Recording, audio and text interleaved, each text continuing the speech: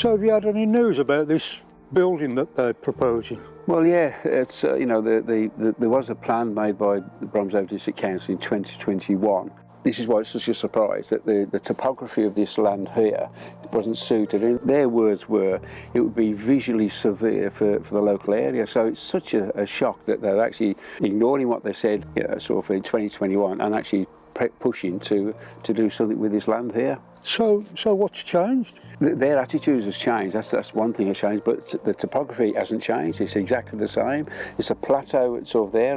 If there's houses on there, it'll be viewed for sort of quite a distance around. Plus, it's a natural nature corridor here. We have deer, muntjac, roe, badger sets, fox, and the bird life. So that will all be affected. And why should bricks and mortar take precedence over the natural homes for the wildlife? Well, the deer actually live here. They do live here, yeah, that's right, yeah. And the other thing is, you take a couple of Sundays ago, yeah, we've had nothing else. I mean, it's been a beautiful summer. Yeah. But we had one 5-minute thunderstorm, and that brook was absolutely flooded. Well, all right, it wasn't breaching the bank, but for 5 minutes it was horrendous. Absolutely. I mean, the Mole Brook, as it is now, you say it is low levels because of the lack of rain, but so that storm we had turned this brook into a river. So it washed away parts of the garden here.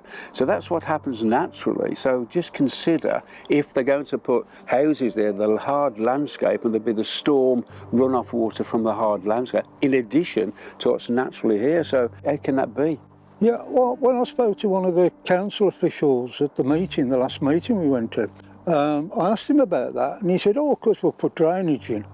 Well, I don't know whether you looked out while we were having that storm, but the water off the roofs weren't even going into the gutters of the houses. It was just overflow. Absolutely, and so it's for instance, sort of like your local residents when they've done extensions to the places, they've had to adhere to Bromsgrove District Council regulations to make allowance for potential flooding by having piled sort of foundations. So it is there, and that's why it's such a surprise that Bromsgrove District Council are taking a different viewpoint on this. When you have runoff water from the hard landscapes, you're going to get pollutants and sort of oil, dirt, grease, pet sort of waste, that type of thing, which also will affect the ecosystem of the natural ecosystem.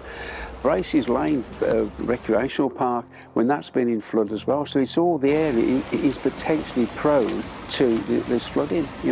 They said that they'd actually walked the site, and I can't believe it. I can't believe that anybody in their right mind would actually approve that land. Yeah. Well, I presume the walking for the site was to check for nature. I don't know the detail on that, but if you walk across there, you're not going to get a deer to come out and say hello, are you? So I don't know. Perhaps that's what they expect. Well, if they do expect that, then their experience of nature needs to be questioned.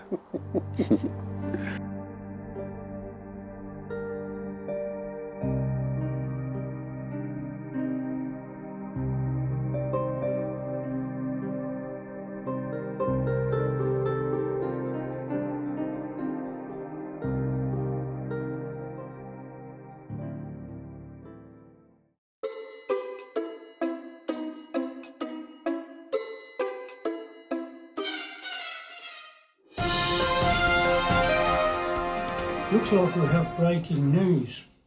Local residents may have found evidence of a disused landfill site on the boundary of CAO2, a proposed building site for new houses. We will attempt to verify this information, checking legalities and ramifications. Residents have pledged to continue their united front.